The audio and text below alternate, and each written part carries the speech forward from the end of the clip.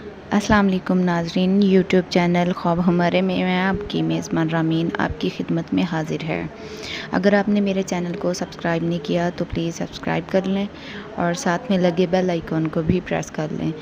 آج میں آپ کو خواب میں بادل دیکھنے کی مکمل تعبیر بتاؤں گی۔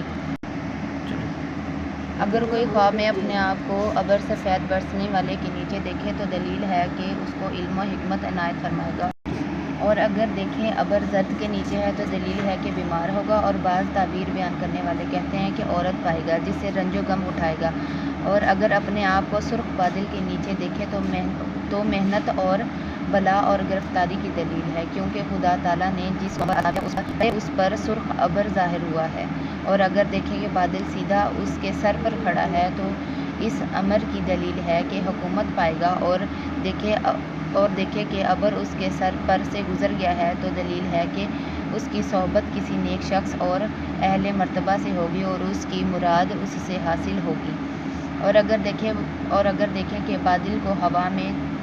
چلاتا ہے تو دلیل ہے کہ وہ عالموں اور حاکموں کی صحبت میں رہے گا،